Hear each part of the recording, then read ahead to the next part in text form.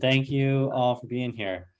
Okay. Kathleen, do you want me to share my screen or should Yeah, you go ahead and share your screen because then you can drive it.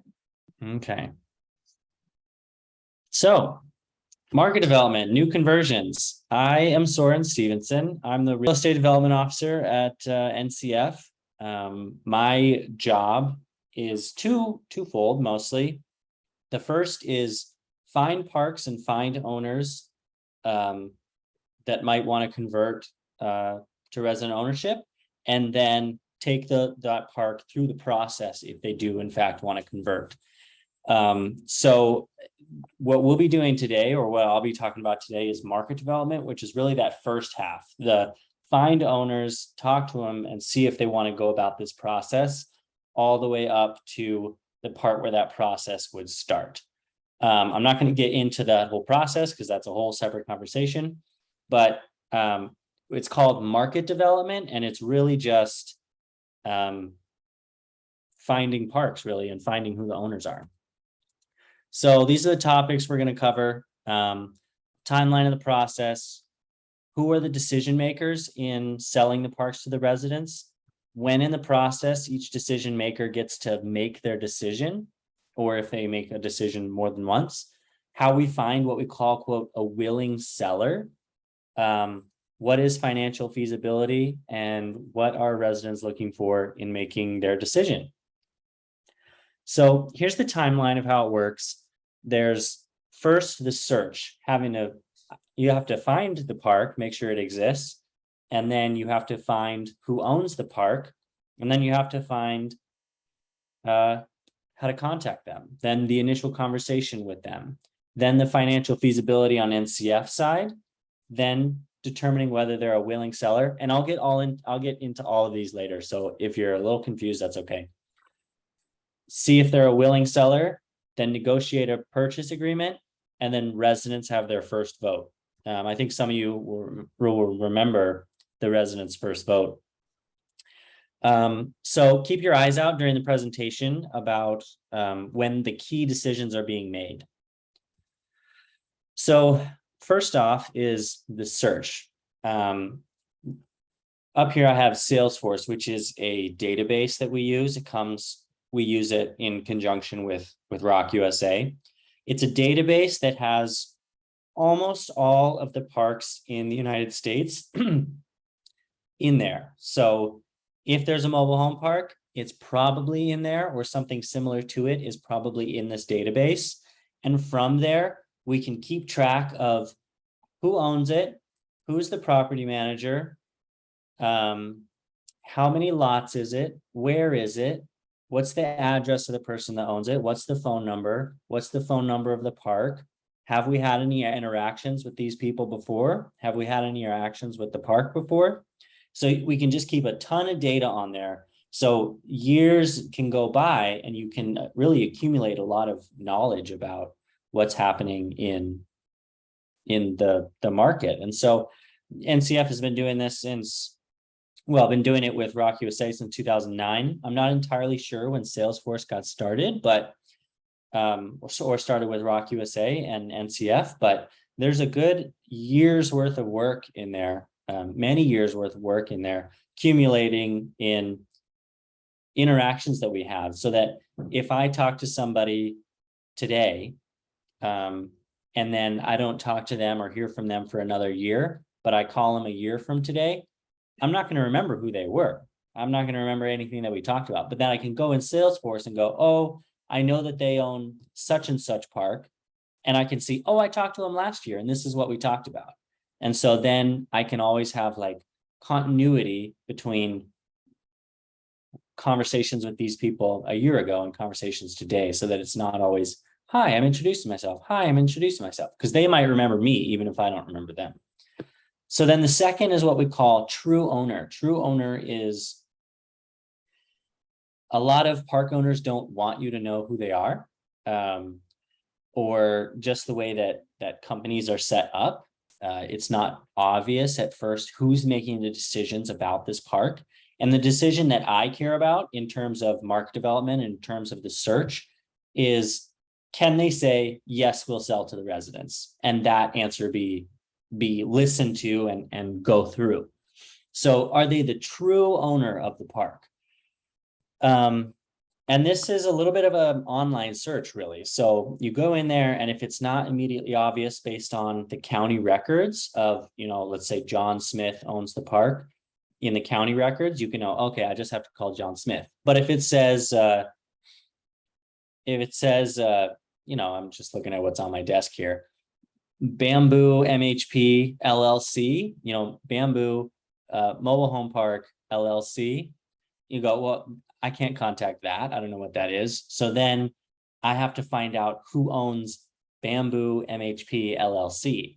And then usually from there, you can find out whoever owns that LLC owns the park, and then I can contact them. Sometimes it gets even more complicated than that, but usually those people have made it more complicated because they don't want to talk to you anyways. So it's not usually a tree that you go barking up. And then the next 4 are really ways of finding owners and letting them know that you exist and seeing if they're wanting to sell their park at all and sell to the residents. So sending out postcards, sending out letters, cold calling. So I find their number and I just give them a call and say, hey, my name is Soren. I work with NCF. We help the residents buy mobile home parks. Have you ever heard of that? Or are you interested? Something like that.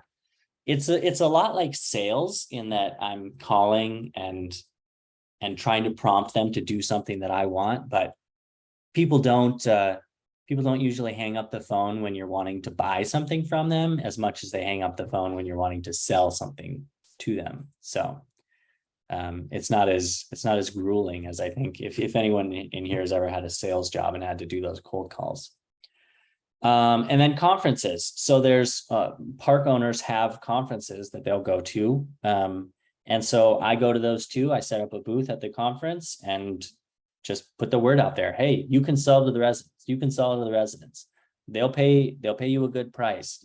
You can sell to someone who lives in your town, and I think that has a lot of appeal to people of somebody who's actually there, who's wanting to make a connection with them in terms of them wanting to sell to the residents. Because really, when it comes to selling the parks, it's lots of owners don't go about it in some really calculated and thought out way. Lots of owners go, oh, that's a good offer. Sure, I'll do that. So it's a lot of, you have to get in front of them before somebody else gets in front of them. And it's kind of a weird game, but that's how it goes. And then the last one is brokers. So brokers have a similar job. They're going out and finding these owners and saying, do you want to sell? We'll do all the work. And so in selling a park, there is quite a bit of work to be done. And so the brokers will take on that responsibility, and they'll take 3, 5, 6% of the sale price from the seller. And so they put it out there, and I'm on their email list. And so emails come across and it says, such and such park in central Wisconsin is for sale. And here's all the information about it. So then I get all the information from them. I do financial feasibility, which we'll get into later, and see if we want to make an offer. Can you guys think of any other ways to find owners?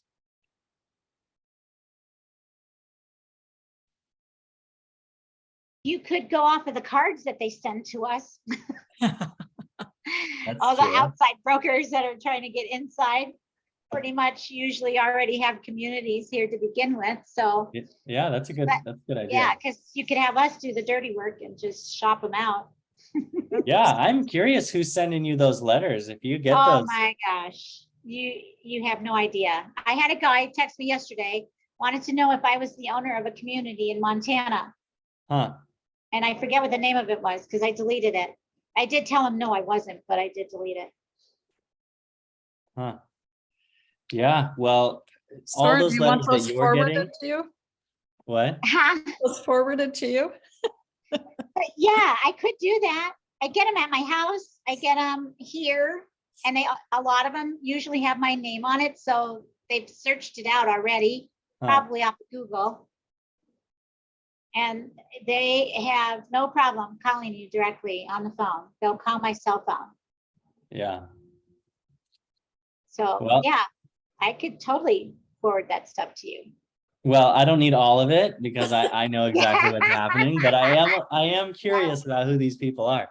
Because that's exactly what I'm doing. They're doing the same thing of they're Yeah. sending you mail, they're calling you on the phone, and you are the president of a co-op, so it doesn't make any sense. But owners of parks, they're getting all of the same stuff. And so it's a race of who can get their attention long enough to get them to sell to them. And so you're unfortunately on the butt end of that, where you're not selling a park and you're still getting all the calls and postcards. They even called my daughter one time to get him to get to me. Wow. And I don't know how they did that, but they did. Just Yeah. recently too. It was crazy. Yeah. Well, I'm sorry about that. That's really annoying. Yeah.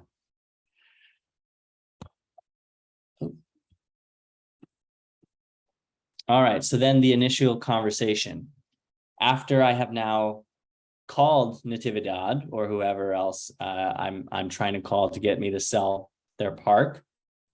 Lots of park owners don't know that you can, in fact, sell to the residents. They have no concept that residents of mobile home parks can join together and buy parks. They think like, oh, well, residents live in parks. I own parks. That's just the way the world is. And so a lot of what I have to do is saying, no, the residents can buy the parks and they're great buyers and they can run really excellent parks and they can, you sell to them and then the park continues on and does quite well with the residents owning it. You guys know that that's true, but most park owners don't know that that's true. And so a lot of my job is saying, no, in fact, you can do this. You can do the right thing and you can make money at the same time. Because park owners are in this to make money. You all know this. And so I have to convince them that they can both do the right thing and make money. So that they ask all these questions. What is a co-op? They don't know what cooperatives are lots of times. Or they think like, I know what an ag co-op is, or I know what a food co-op is, but what's a housing co-op? No idea. Or how do co-ops work?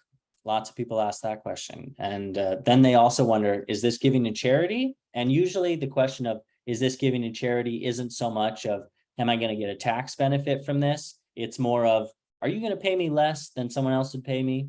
That's the question they're usually asking when they're asking if it's charity. But no, it's not charity. It's a real estate transaction. If they wanted to give to the residents, absolutely, we would take that. But so that so rarely happens that it's not charity. So if they ask all those questions and they end up being intrigued, then what I have to do is I have to get I call it the financials. And so that's, the rent roll and their expenses and their income and, whatever else other financial information that they have. I don't need their personal like mortgages or how much money they're taking home or things like that. So it's not so personal, but I do have to know like how much money is coming in, how much is going out. And so the giving of that information is the first key decision. The owner has to decide, am I interested in this at all? Because if they're not interested, they don't give the information and everything stops. We all move on. But if they do give the information, then we can proceed to the next hurdle. So after getting that information, then I have to create a relationship with the owner, because again, owners aren't thinking, super logically, if I want to sell on this date at this time to this person. They're just people living their regular lives. And so if they get a relationship with someone that they, think cares about them, cares about the work that they've done, then they'll go, yeah, I'll sell to this person. This person's good to me. I'll be good to them. I'll make money at the same time. So that's a lot what this quote initial conversation is. Then after that is the financial feasibility. They've given me those financials and I have to find out if it's feasible. I have to find out if it's going to work. So if they give me the financials and they're bringing in $50,000, but they're sending out $75,000, then we go, oh, okay, we can't do this. No co-op can magically make, a sinking ship not sink. And so it's finding out, is what they're trying to sell me something that is worth buying? And part of the financial feasibility is finding out how much are they asking for? Because if they're bringing in 50,000 and they're sending out 49,000, then we can't, in that amount, the residents, when they take over, are still going to bring in 50,000, or maybe they'll bring in 55,000 or 60,000, but there still has to be enough to pay the bank, because the bank needs their share. As much as we wish they didn't, the bank needs their share. So there has to be some amount left over for the bank to get paid, and then for the co-op to save, as you all know very well. So all of the planning that you do every year with your budgets, we have to go beforehand and make sure, can they plan in the future, or are they going to be locked in some sort of financial hardships that they'll never be able to get out of? So that's what the financial feasibility is. Not every park that the owner gives us the financials is able to become a co-op without putting undue burden on the co-op.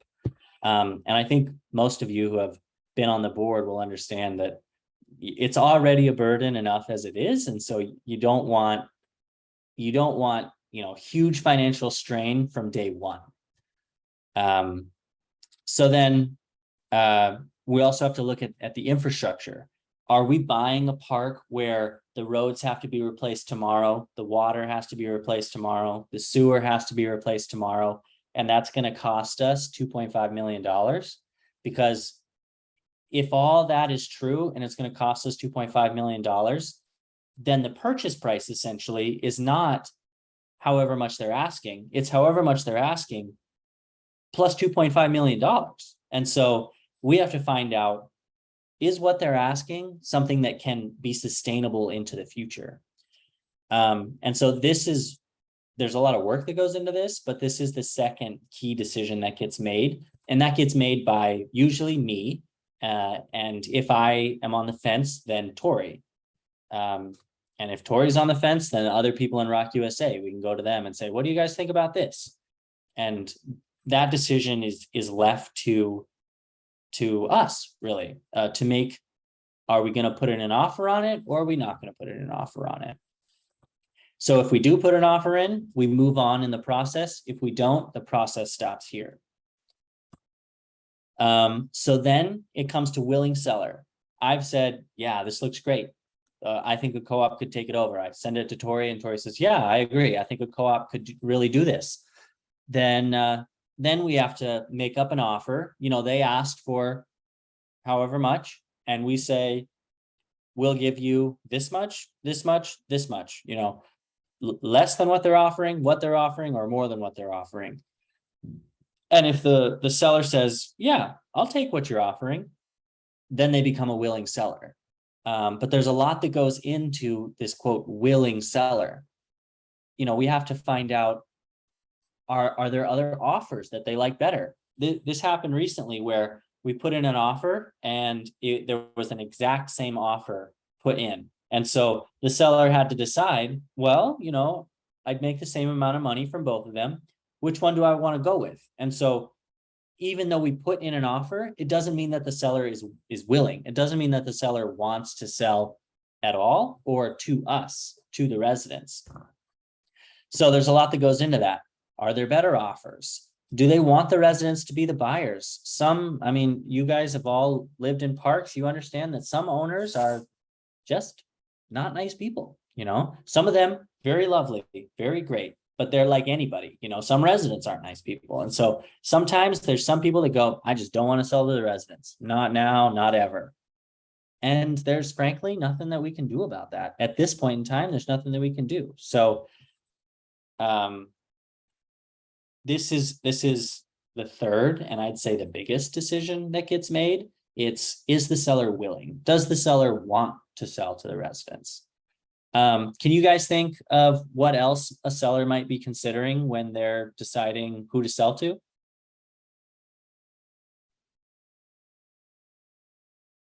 It I could think it would be, depend, go ahead, Rick. Okay. Go ahead. I think that would depend upon, like, is the seller, a resident already a resident in the park? How is it gonna affect him, with that, would there be contingency where the seller could live here without being a member of the park? Like, exempt his home from the sale. Mhm. Where, well, see, what will, his tax liability be on the sale? Things Mhm. like that, what about his income? What will, how much money will he not be able to make now? Yeah, yeah. Another reason could be if they are really in the back of their heads, they really want to sell to someone who's going to turn it into an apartment complex versus keeping it a manufactured home community. And a lot of that has to do with the comprehensive plan. Most residents don't know exists, so they have no idea that you're already on the docket to be closed and moved out. So that's always an upper hand for a seller. Yeah. Yeah, it's true. Bev, Rick brought up a seller who wants to live in the park. Do you guys have any comment on that?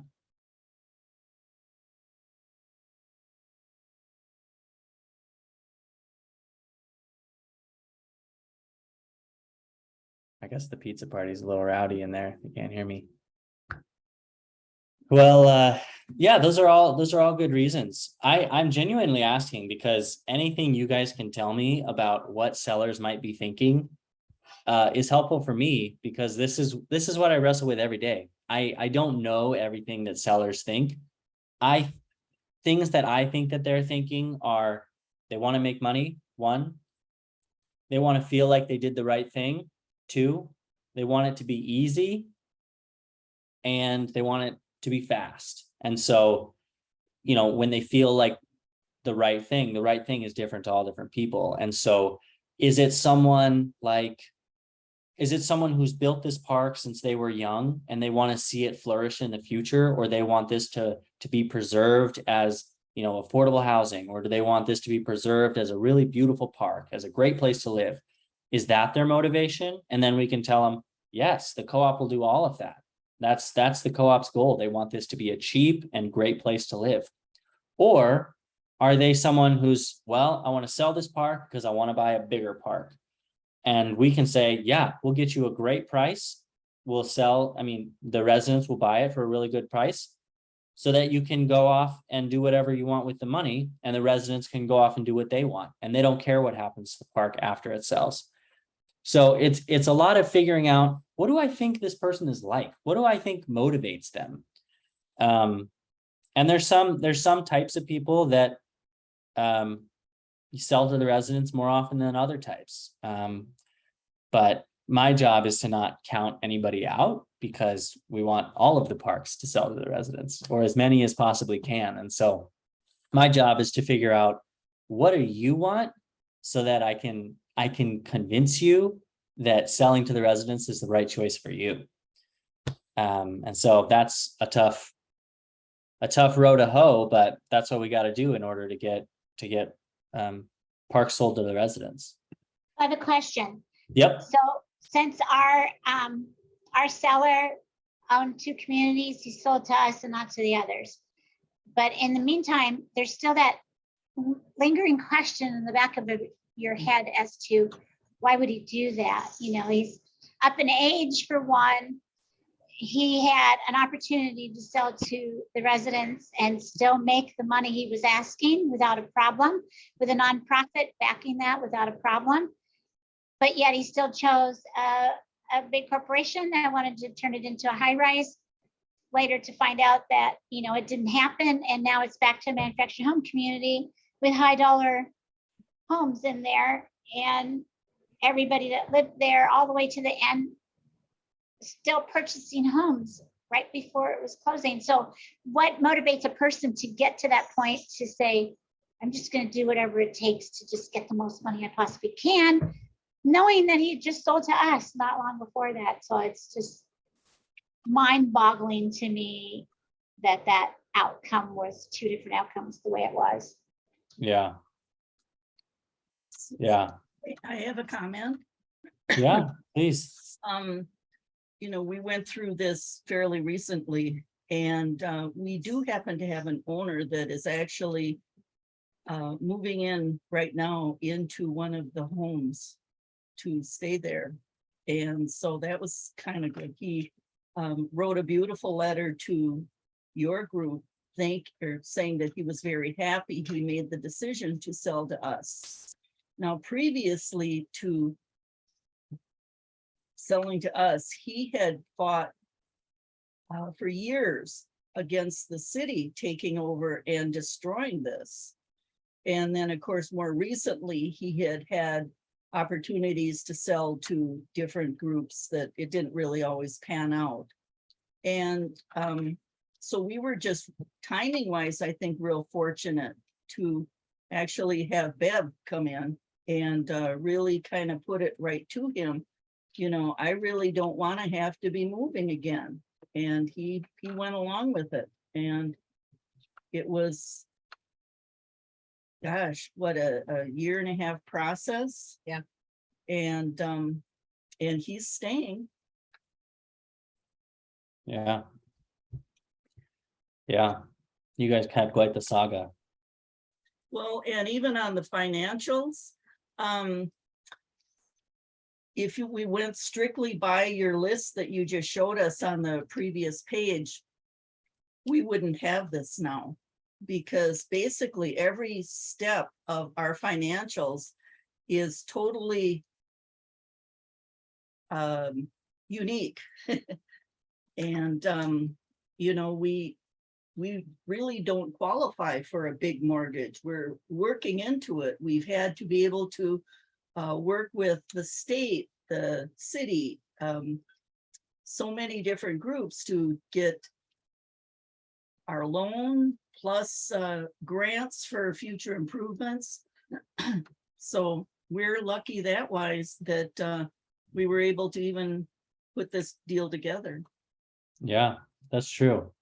That's true. I didn't mention that there are times when you can look at a park and go, oh yeah, this park, Woodlawn is a great example. It was from the financial side, Woodlawn was half full, which meant it was making half of the money that it could have possibly made, which meant that it was worth more than it was making. And so to buy Woodlawn, the residents had to get a special kind of loan that would make them pay less up front, at the same time of getting a lot of new homes in there, so that there's the income that the potential income that was not coming in could come in. And so, yeah, part of that financial feasibility is, all right, I've looked at it and it doesn't work today, but could we, get a special kind of loan, jump through some hoops in order to get it to where it could work a year from now, 2 years from now, 3 years from now. So yeah, it's a whole list of hoops that you got to jump through. And I think Woodlawn is going through that process right now, and you can ask them about their experience. But yeah, Don, you're totally right. If we just looked at it, money coming in versus money going out, with the amount that land was worth, or the amount that Tom was willing to sell that land for, yeah, it wouldn't have worked just in that simple formula. I think in that case too, the fact that Tom wants to stay living there is kind of a unique situation. I'm guessing, I don't have a lot of experience with that part of it, but to me that says that he really wanted to see it stay affordable housing. He wanted to see it stay a park because it's sort of like a thing that he built. And I would think that, Soren, you must look for owners like that who want to carry on a legacy. Yep. Yeah, that's the primary type of person that we're looking for.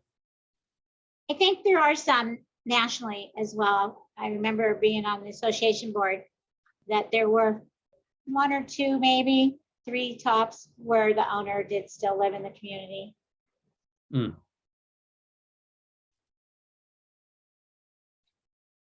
Great comments, guys. Thank you. Gotta get back in. All right, I think we're maybe getting lost in these slides, so I'm gonna run back to the timeline. So we've done the search, we've done the initial conversation, we've done financial feasibility, and we just did the willing seller.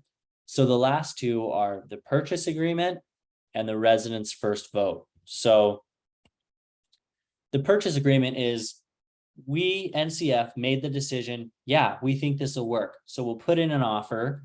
And the owner said, yeah, I like the offer, let's do this.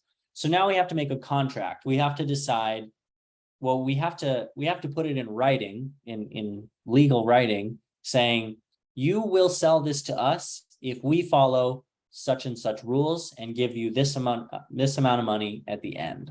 So we need assurance during this process. For those of you who have gone through the process, you'll remember that after your first vote, it took months later to get to the last vote where you said, yep, we'll do this. And then it took a month or more after that in order to sign the documents and get it into the co-op's hands. So we have to have a contract that lays out, how's that going to happen?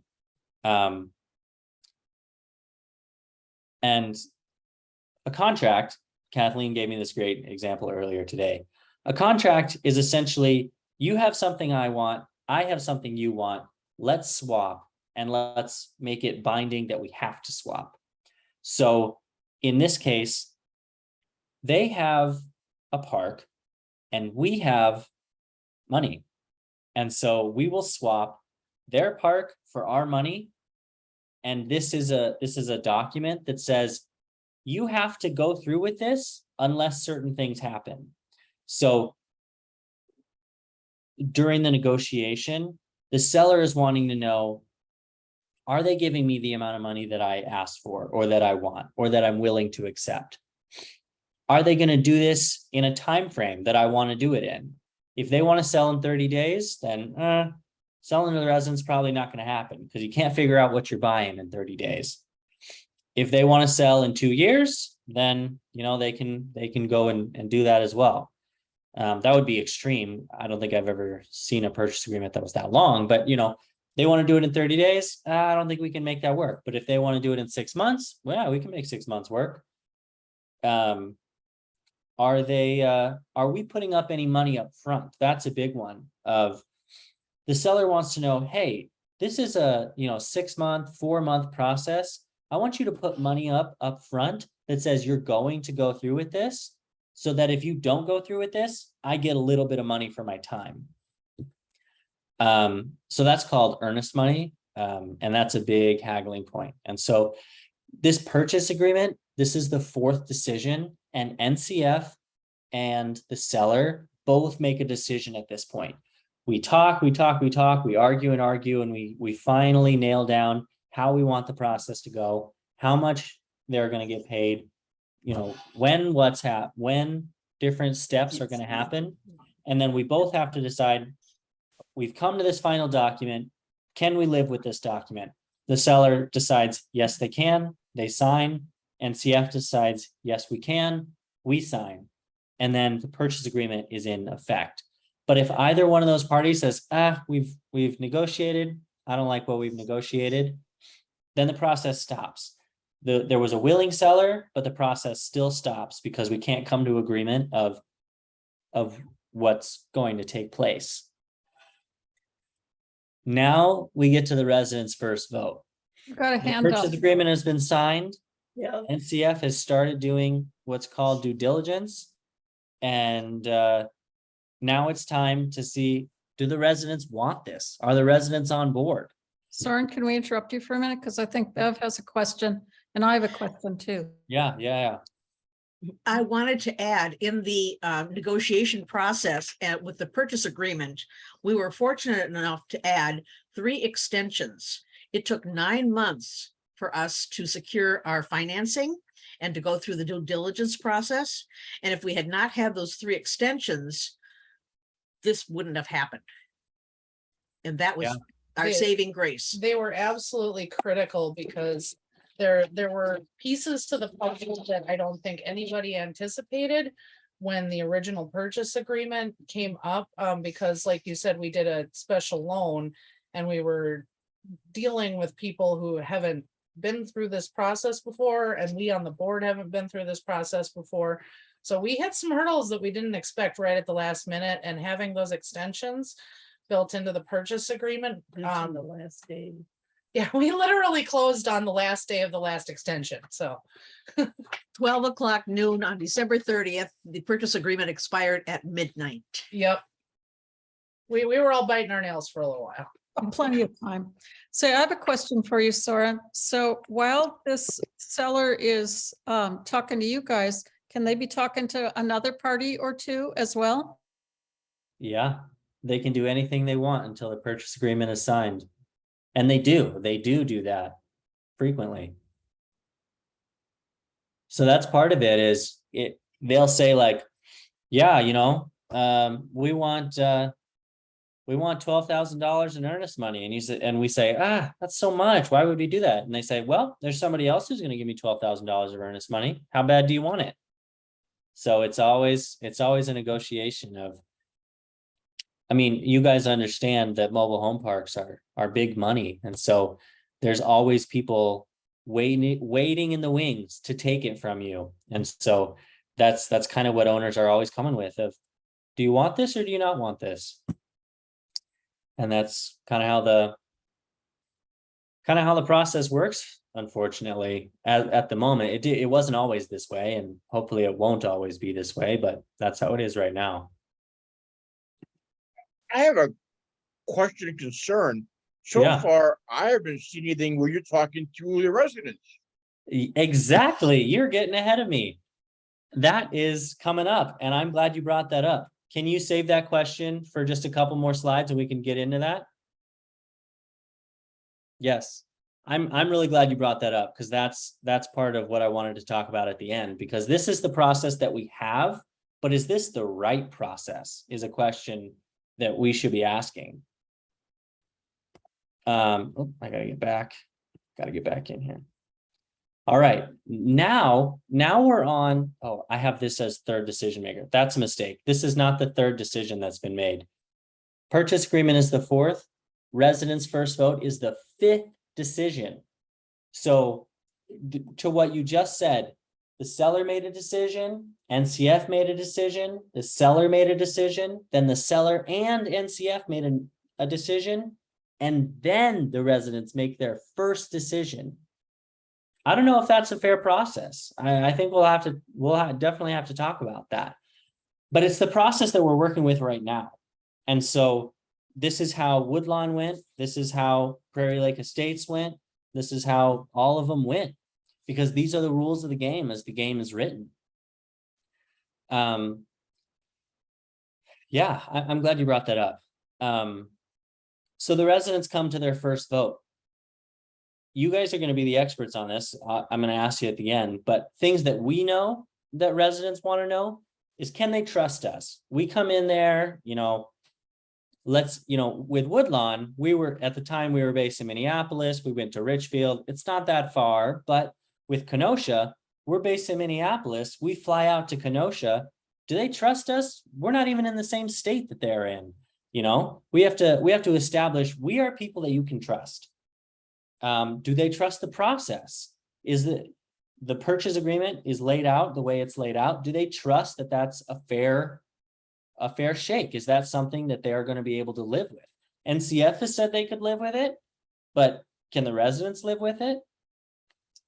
And the question always comes up, this is too good to be true. Is this too good to be true? So you have to answer, sometimes things look too good to be true, but they are in fact not.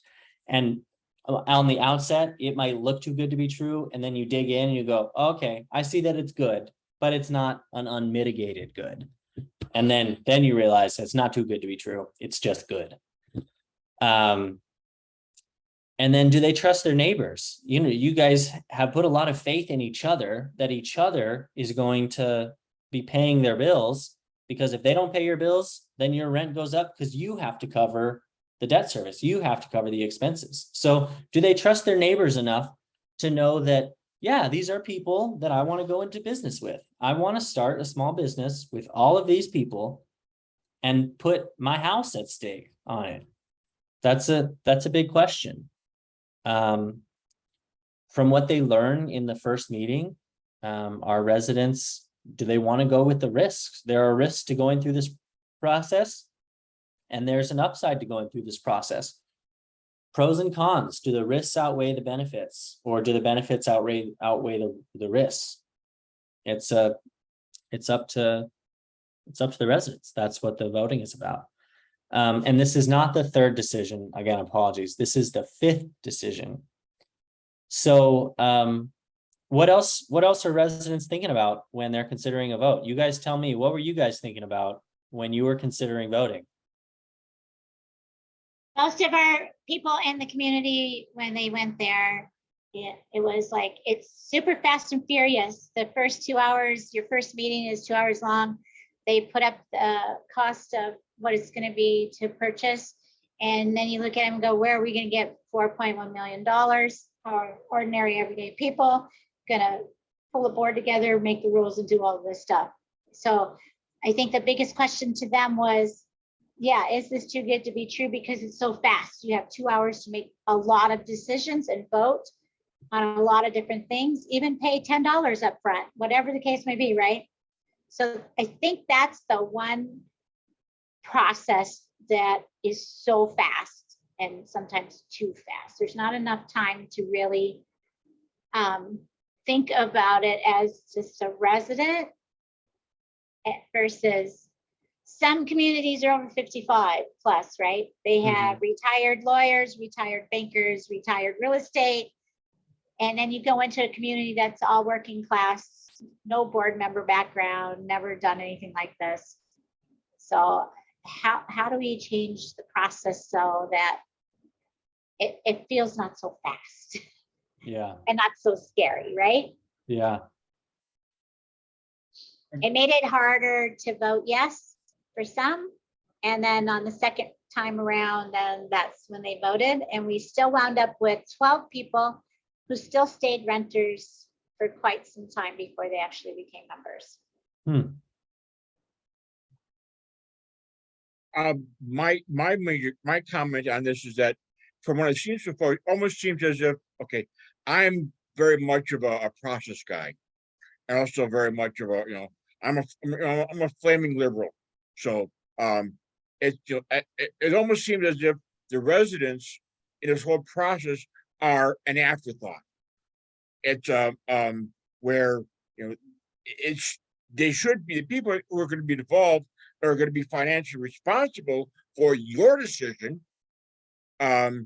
Should be brought to this, I think, right after the process starts. Where if you find a seller who is showing a tendency to maybe say yes or is interested in the process, then the people should be taking going, okay, this is what's going on. It's what's thinking. Do you want to even bother going through this? Because if all of a sudden you're wasting all your time, if you're going through it, going through all this stuff, and then the residents go, well, no, but then we're responsible and we get paid the money if something goes wrong. We'd rather just have it now where, if like your renter, if it breaks, he fixes it. Yeah. Yeah, you're right.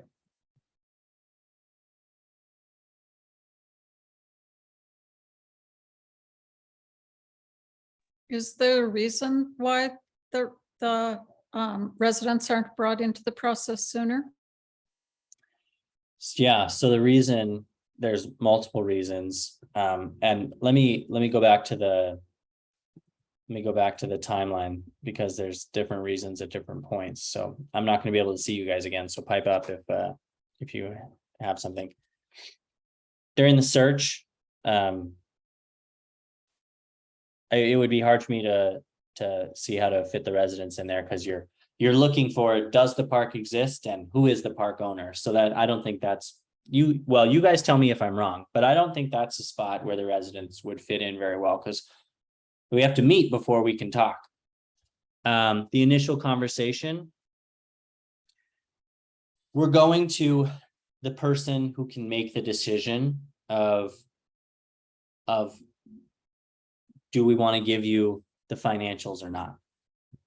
Before you guys bought your parks, you didn't really have access to the financials. Maybe if you were an on-site manager, or in some cases, some residents are property managers, you might have had some access, but you wouldn't have had access to, you know, the list of everybody's security deposits and the list of potential people wanting to move in, that sort of thing. So that's information that we have to get from the owner. And then financial feasibility. This is a spot, I think, Rick, you were talking about, a spot where the residents really should be brought in of, hey, we've looked and said this is feasible. Do you think it's feasible? We think it'll work. Do you think it'll work? The reason we don't do this is usually because the seller won't let us, or there's not enough time. So often what happens is the seller gives you the financials and says, all right, in 3 days, I want your offer. And if this is, we're based in St. Paul, if this is, you know, 5-hour drive away, we don't have time to get out there and get everybody together, get them in a meeting and say yes or no. And so it's difficult because the seller usually won't let us. If they say, well, yeah, if you guys stir up the residents, that's how they say it. That's how they talk about it. If you guys talk to the residents before I give you the okay, we're done. I don't want to go through with this because I don't want problems. I don't want trouble. That's what sellers usually say. And so the unfortunate reality is that a lot of sellers don't trust that the residents can do this, and they don't trust the residents with the decisions. And so, yeah, it's not right. But it's the system that we're working with. Yeah, so I hear you when you say that it's not fair. I hear you when you say that this is the time when the residents need to get in there, when the residents need to have a say. I would think that the owner does not want to share that financial information with the people that he's sort of views as being on a different level than he is. Yeah, that's correct. It's either like, you know, the class or whatever, you know, he views himself differently, or he doesn't want to share the financial information because it could come out that, yeah, he raised the rents last year, but he didn't really need to, you know, and then he'd have a bunch of residents going, you're stealing from us. And so he doesn't want the residents to see the financials because he doesn't want them to know why he's making what decisions he's making, because he doesn't want to deal with any sort of blowback from that. Because if you get to this financial feasibility state, he shows the numbers, shows it to the residents, and then decides, I don't want to sell to the residents, then they won't forget that information. You'll remember it forever, I'm sure. And so then he'll have to justify every time he raises the rent, or every time he, you know, submeters the water, or every time he doesn't do an improvement or doesn't fix a pothole. People will say, I saw your numbers, I know you can afford this. And he doesn't want to have to do that. So that's another reason why the seller usually won't let us talk to the residents. Okay, That actually happened. there's a flaw in your process right there. Okay. Because you're saying is that now, always, I mean, you know, again, you know, it's what you should be doing, not need to be, what you should consider doing is having it written and in part of the rules where the financial feasibility is continue, or is held in conference between you and the seller.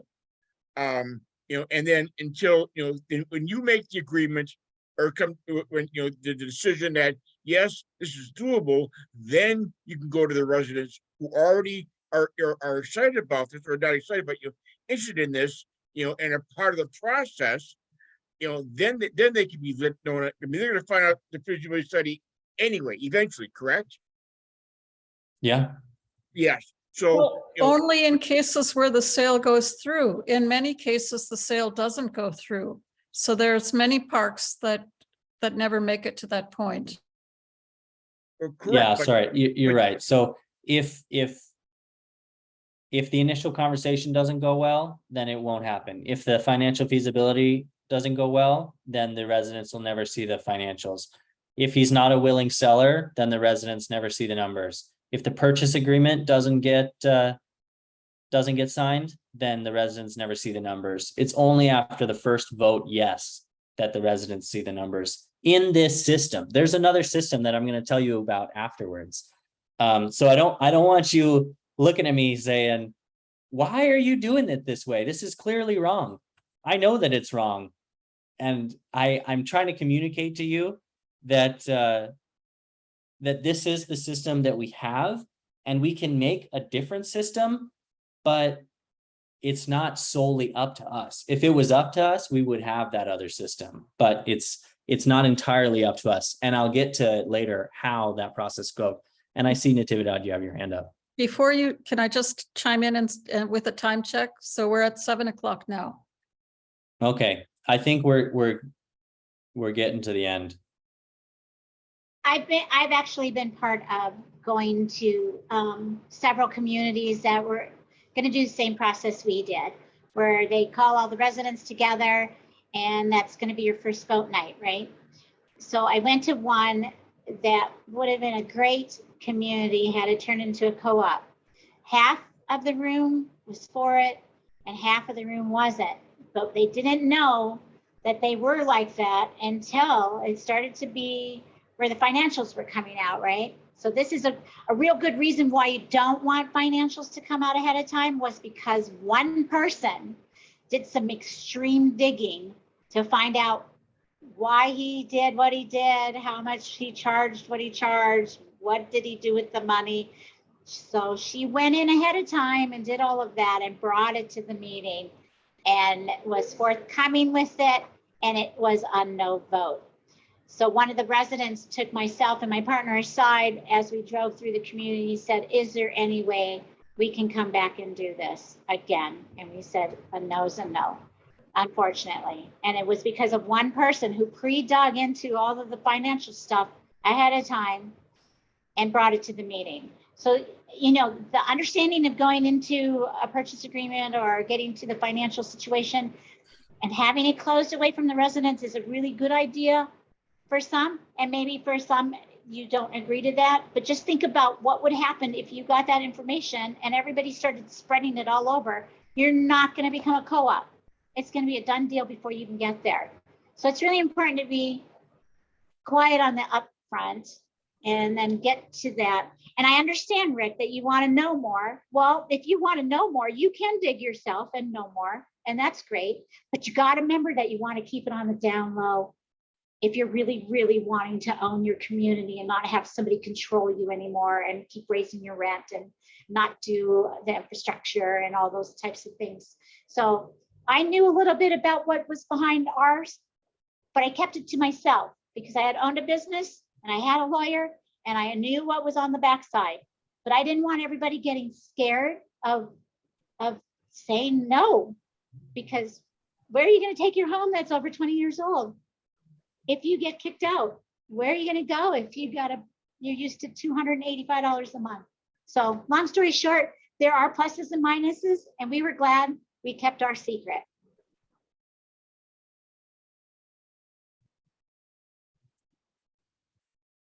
Yeah, okay. There will be more on this, so don't, if you have something to say, please write it down. I do want to hear it. And there is a time for us to talk about this.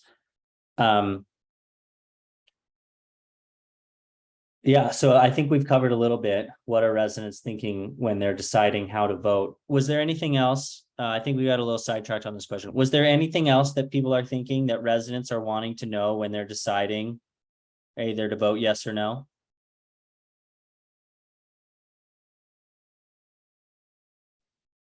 They want to know how much the rent's going to be and how much you're going to raise it. That was the one question. Yep.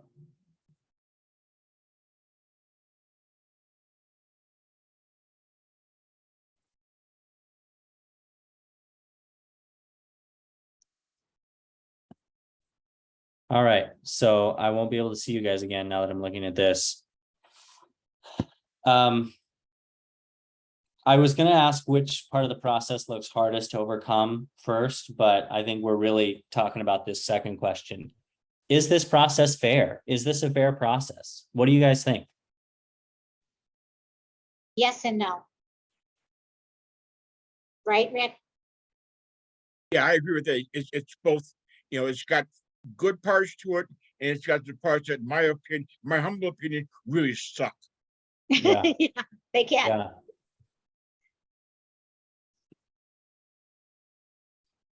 Amanda or Marjorie, do either of you think this process is fair or unfair?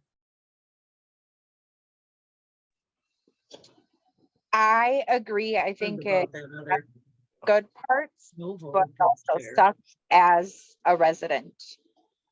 Yeah, But as a seller, I can see their point of view too. yeah,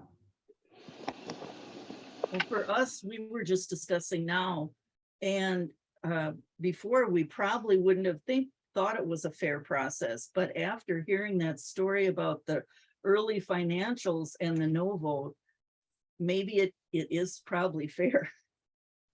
That would be devastating.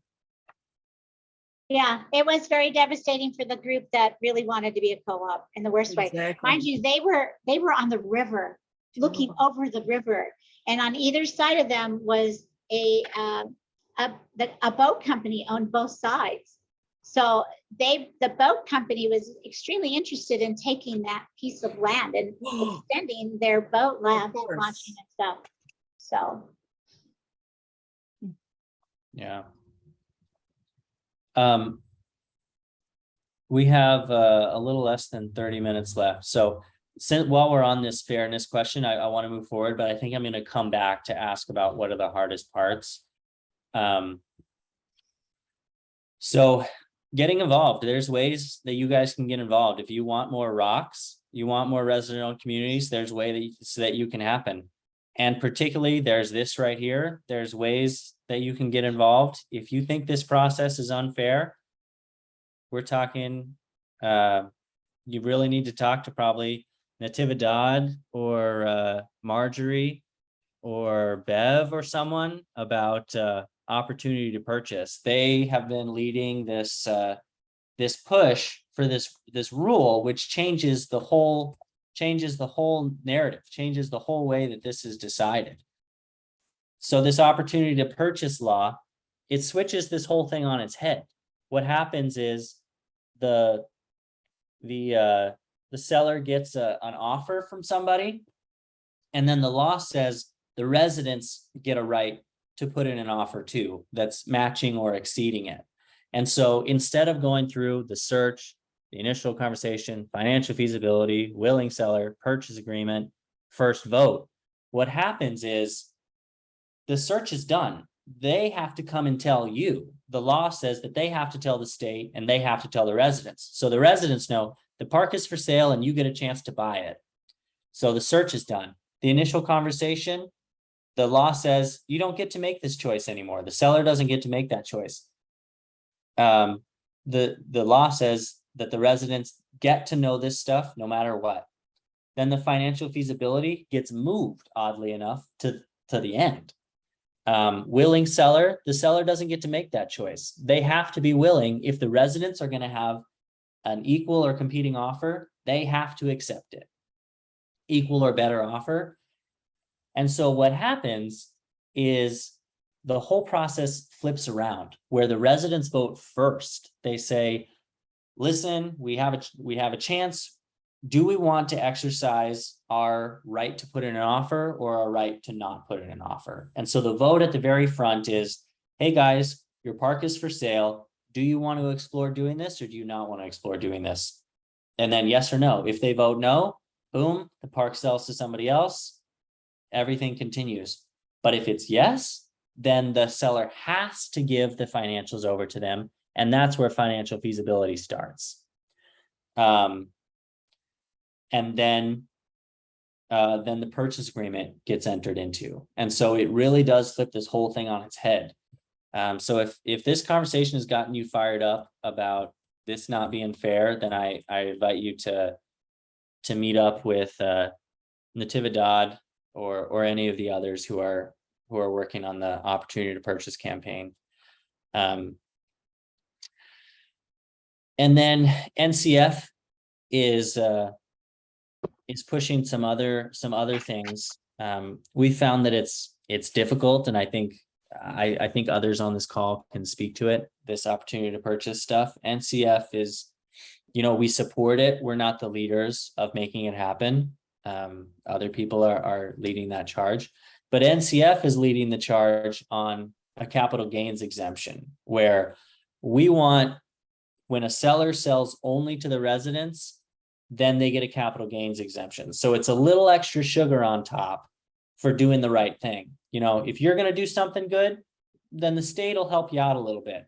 But if you want to sell to a big private equity firm, then you're on your own. You got to pay the taxes. But if you're going to sell to the residents, you're going to do the right thing, then here's a little extra for you. So we think that would tip the scales. And so that's something that we're looking at. And I think Kathleen, you can speak to this, but there's power in numbers and writing and calling your local legislators. I wouldn't advocate for you to call your federal legislators. Nothing's going to happen over there. But call in the local people, the people that actually live in your community. That actually really, really works. And Kathleen will be able to help you guys if you want to do that. If you want to get your neighbors together to write a few letters, Kathleen can really help you. I see your guys' hand. Hi, I'm wondering what states is that opportunity to purchase law?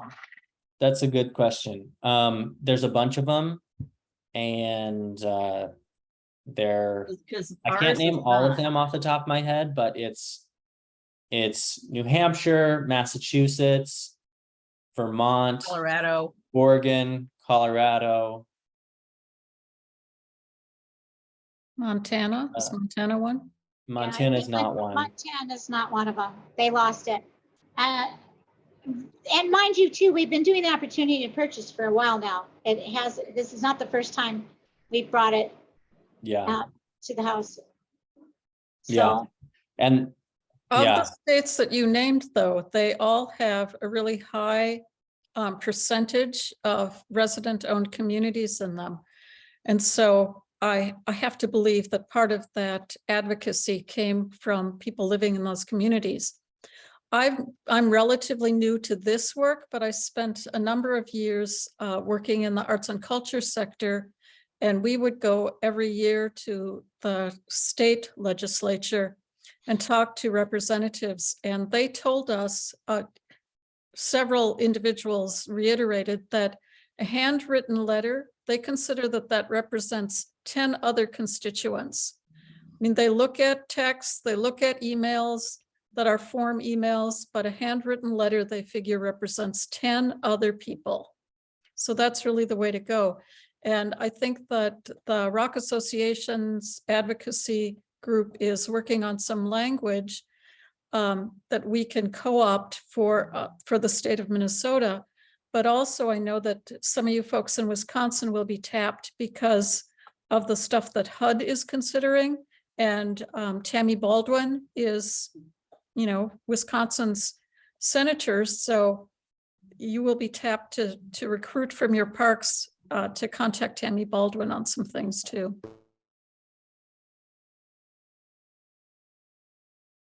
it's been a long process, but we're almost there. And I believe they're going into session again shortly here. Is that correct, Soren? Are they still doing session, a small one? There's the election first, and then they'll go into session in the winter. Yeah, yeah.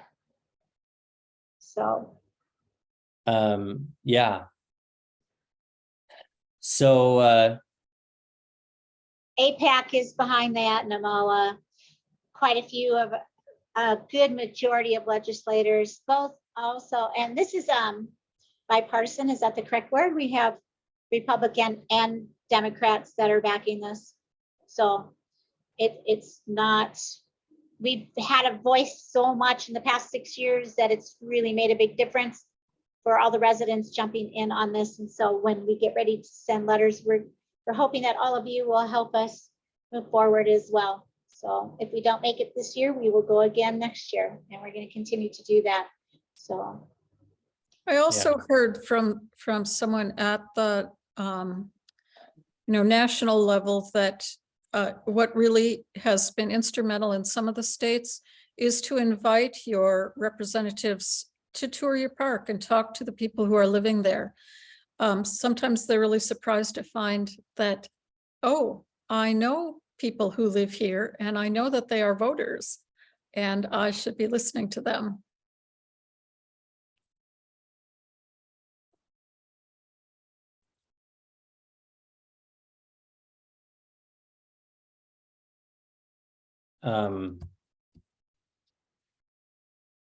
So I think this gets back to the other question. Which parts in the process do you see the hardest to overcome?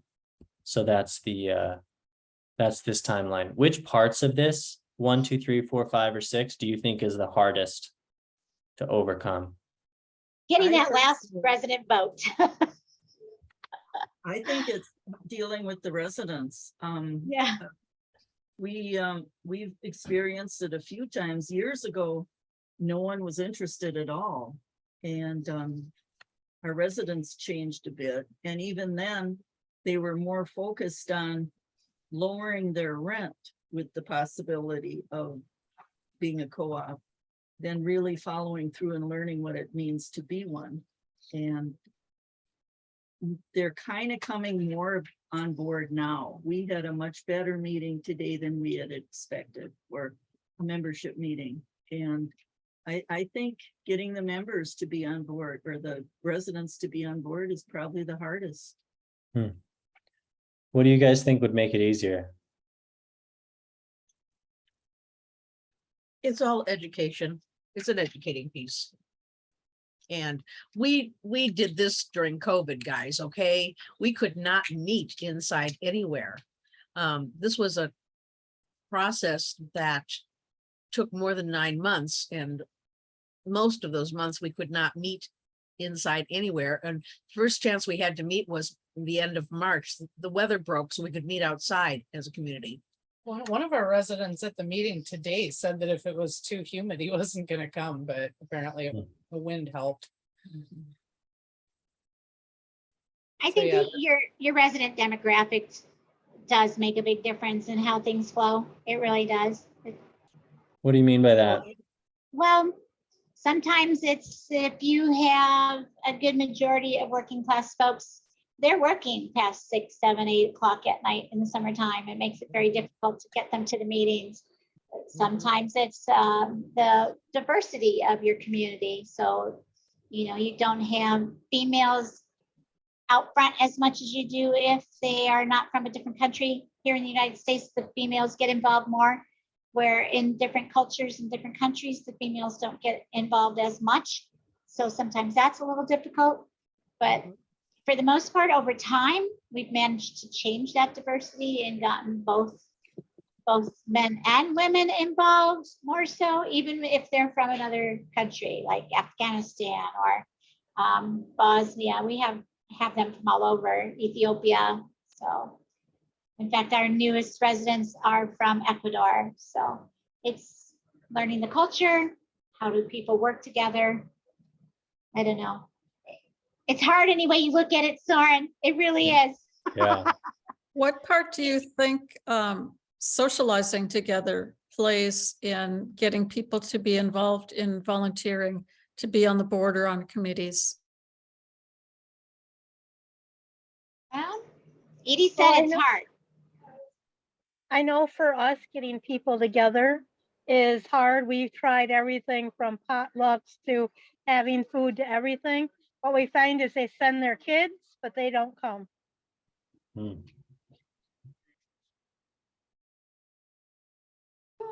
We don't do too bad for I have events.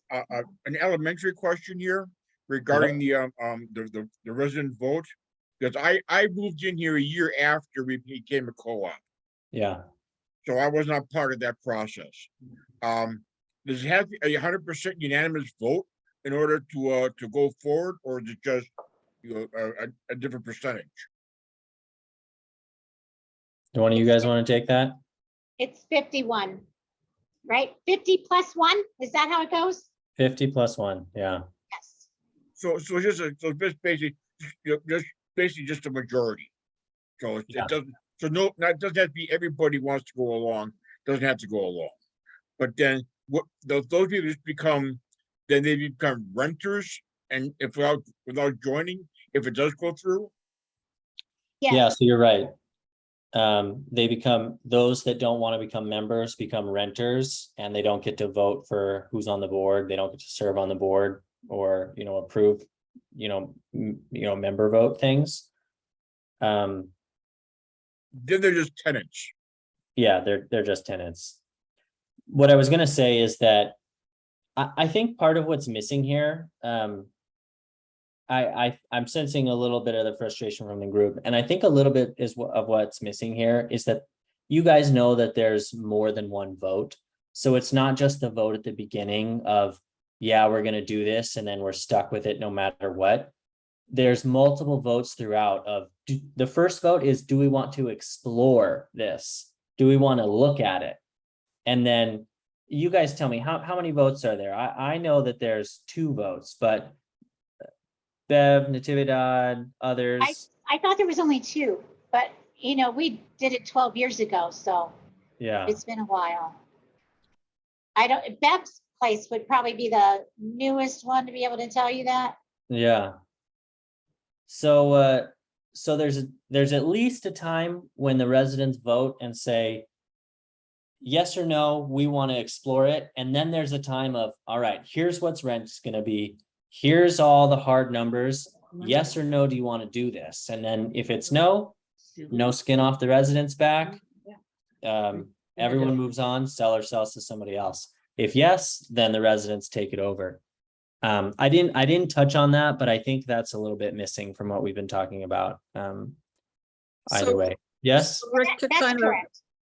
to round out Rick's understanding and tell me if I'm correct in my understanding. So when that vote comes around, it's also whether you want to buy a share in this new real estate business, the cooperative, because it's a corporate structure, being a cooperative. So you buy a share in it. If I'm a resident and I decide I don't want to be a part of your corporate structure, I don't want to have a vote, but I want to continue to live in my house, I can do that as a, just like I was Yes. before. I just pay my check now to the co-op instead of to the former owner. The yeah, difference comes when I want to move out and sell my home, right? yeah. Then when that person moves out and they sell their home, then the co-op gets a say in who they sell it to. And whoever moves in has to join the co-op. Yeah, that's how we have it. Yeah. There are a few residents who have chosen not to become a member, and they're able to, but any new coming owners have to become part of the co-op. And I think sometimes people that don't come on board at the beginning, because they're kind of skeptical, they see how it works and they might choose to join the co-op at a later point too, right? That's Nobody has correct. We stepped had up some here. people do that. We haven't yet. But what we have noticed though, we've had a huge blossoming of people that want to be involved in making it nice. Mm, And that just kind of erupted. There's been volunteering for lawn care. There's been volunteering for equipment repair. There's it's really blossomed. That's awesome. which is really exciting to see. Mhm. We did have to vote on the rent increase and we were really, really nervous about that vote.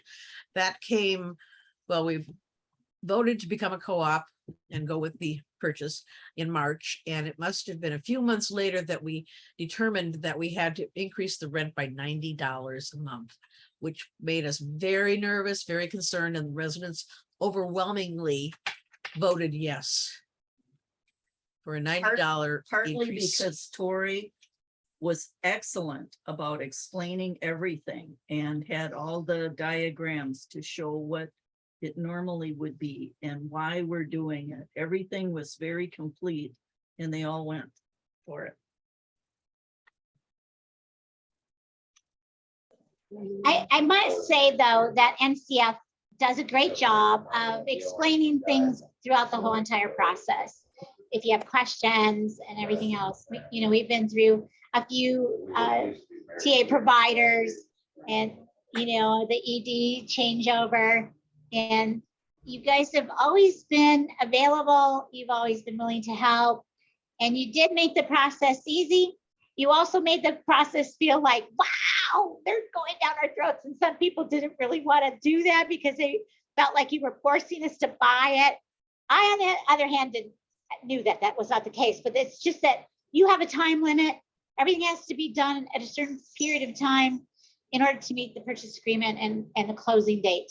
So after talking it through and telling the residents, there is a time limit. So please understand that this is why it's fast and furious. This is why we have to do this and do this and do this, right? And they got it after that. But it is scary in the beginning because it is super fast. But I do want to commend you for doing the best job you can. This is not an easy job to take on. And you're dealing with millions and millions of dollars as well as an extreme amount of diversity and families and people of all ages. So thank you for your help, for everything you do for us.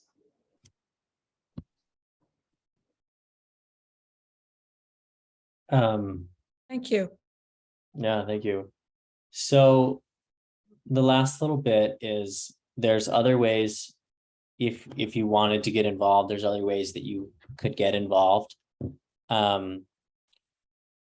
I don't know if any of you ever have residents of other parks reach out to you and say, hey, we want to become a co-op. And you have to point them in whatever direction. You can point those people to us, and you just saw the rules of the game as they're written right now. You saw that the residents make the fifth decision, not the first decision. And so this is getting to, how unfair the process is. But I will say, somebody recently said, hey, you should look at this park over here. And I went and looked at it, and turns out it was just about to come up for sale. So, sometimes when people point us in a direction, it's actually super convenient, because now we're looking at that, and who knows what's going to happen with this particular park. But somebody pointed out to us like, hey, I heard about this park. It's a nice place. I have a friend that lives there. You should see about making it a co-op. I reached out to the owners, and the owner said, oh yeah, we are going to sell, actually. Do you guys want to put in an offer? So yeah, that's been helpful in the past. And then what do you do when a park is up for sale? Same thing. If a park is up for sale, you got to tell us right now, because these sales, they go like this. And so, we want to hear about it if you hear about a park going up for sale. There's too many vultures out there. So if we're gonna fly with the vultures as a good guy, we need to hear about them too. Yeah. And then if you guys wanted to get really, really involved, you could actually join. You guys are park owners now. The co-op is a park owner. The co-op could join the association, and you guys could go to the conferences and tell everybody about how they could sell their parks to the residents. Those are the same conferences I'm at. So if you want to hang out with me more, you can join your owners association, and we can meet up. Let's see. This year in Wisconsin, it's going to be in Waukesha, I think. And Waukesha. Waukesha, thank you. Thank you, because I'm gonna show up there and now I'm gonna know that it's pronounced Waukesha. Waukesha. Thank you. Yeah, and then you could join in Minnesota too. Minnesota doesn't actually let us go to their conference, but you guys could go. No way they could keep you guys out. Natividad was just talking to me about that. Yes, I was. Soren, can you, because acronyms don't help all the time, can you tell us the MMHA? Yeah, Actually, sorry. I believe my mayor, Fridley, is on that board of directors, and so our community would like to join that. I did speak to somebody there who said, yeah, no problem, send in the paperwork and whatever the check, and we can join. And that would really help us because the mayor sold to an outside buyer instead of to Yeah. the residents. So MMHA stands for Minnesota Manufactured Housing Association, and WHA stands for Wisconsin Housing Alliance. They do the same thing. They're essentially they're membership groups that people in the mobile home manufactured housing industry can join. And in Wisconsin, we are members there, and we go to the conferences. I was in Madison at the beginning of August for a conference there. And then in Minnesota, they won't let us join, but you guys could join and you could go to their conferences. Yeah, and they're somewhat helpful. The one I was at in Wisconsin, it was called Beyond the Basics, and it was about how to run the park effectively and how to follow the rules and what are the rules and you know, kind of best practices. And so but you guys could potentially learn something. It's a lot like Common Ground, but instead of residents, it's park owners. So, you know, if I that's your was cup of just tea, then thinking, that's your cup of tea. building If on it's what not, you then had it's not. previously said. That might be something that we as co-ops could get into to actually figure out what other places may be coming up for sale. Yeah, that's certainly why I go to these conferences. The one in August, I was there. And a woman came up to me and she said, "Oh, I own this park in Neilsville, and we're thinking about selling." And so that immediately perked my ears up, and I've been trying to get a hold of her since. It hasn't worked out, but yeah, that's exactly why I go, to see if owners are saying, "Yeah, I'm thinking about selling. What can the residents do?" That's Drive exactly why there I and go visit her on site Yeah, I probably with a should. bouquet of flowers. I was gonna say the same thing. We know the ropes here. No, you gotta bring a bottle of brandy. Bottle of, bottle. you're in Wisconsin, you gotta bring a bottle of brandy. Yeah. Okay. Connie, Yeah. after all, Like teamwork. Neilsville is Road not too trip. far from Clear Lake, so. Oh, never be afraid. You're not gonna know unless you go. That's true. Well, you guys are inspiring me. I have Yeah. called this woman so many times, and I've sent her an email, and I was kind of at wit's end, but maybe you guys are right. Maybe I should drive out there and say, "You told me this. Give me a chance." Yeah. Yeah. Maybe you like need some ride-alongs, and we'll just take a walk through her community. And, you know, Yeah. it brings the people out. That'd be We great. can always do Co-op that. people. These are gonna Yeah. be your best advocates. Do it. Oh. Exactly. Just do it, Soren. Come on. We did. I'll think about this. I'm gonna think about this now. Tomorrow, I'm gonna come into work and I'm gonna ask everybody if I can drive out to Neilsville. See what they Where is it? Where is it? Just do it. Let's rent a bus. Yeah. Rent Yeah. a bus. Just do it. Yeah, let's go. I'm game. I have no shame. I will go there. Not a I problem. don't either. No shame either. None. No, right? Heck, man, we'll even bring some of my senator friends if you really need some help. It's in Wisconsin. I don't know that Minnesota senator friends would be helpful. Oh, okay. How about, where is this, in Wisconsin? Yeah, Wisconsin. Oh, okay, no problem. I could hook you up.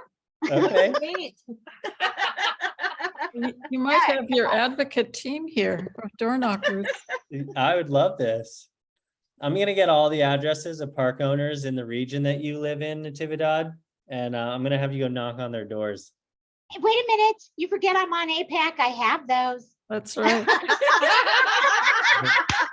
So, so I'm sure Natividad, we can find some flowers though. Yeah, and Marjorie's on the national board, so she has those. so Natividad, on Monday night, you said that one of your big dreams was to pay off the mortgage. And I Yes. asked you what you would do, you know, if you paid off the mortgage, then what would you do? And I was talking about that around here today, and someone said you could buy the park across the street from you guys.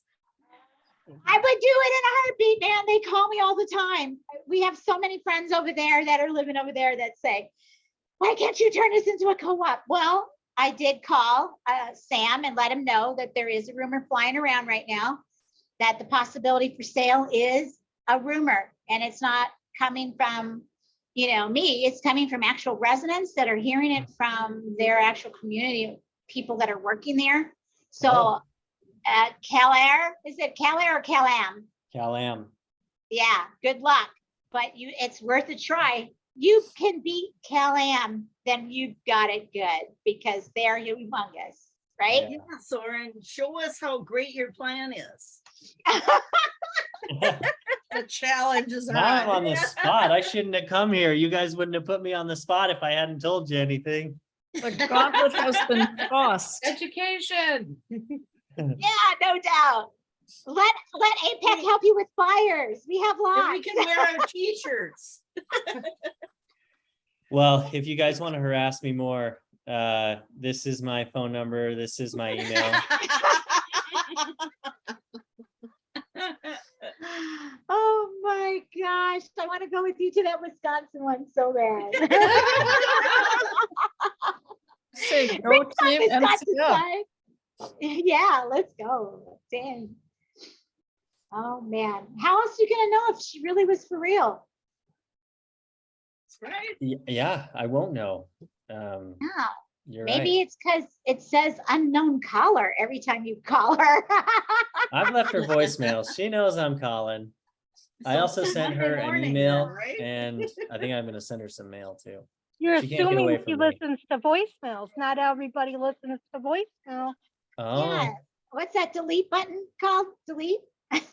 oh, that's true. That's true. Dang, Soren, this is like a challenge. Yeah. Well, Yeah, I he says, I double dog dare ya. I triple dog dare you. It's on. Oh, no. Oh, no, you're on. You started it. I did start it. Gotta I made a prove it. mistake coming here. Oh my gosh. Okay, so you got a week to let us know what your plan is. Oh, gosh. Do you need to they're gonna hit develop you a up next strategic Friday plan? at dinner. Yeah, Oh, at the no, you strategic will see planning me next day. Friday at dinner. Oh, gosh. I'm really. We're all gonna be waiting for updates. You headed out too. Well, we have come Funny. to the end of our time, and I love the rollicking conversation we had. And I think we actually even learned some things from each other. We certainly learned things from Soren. And thank you all for tuning in. And there's 3 more sessions next week.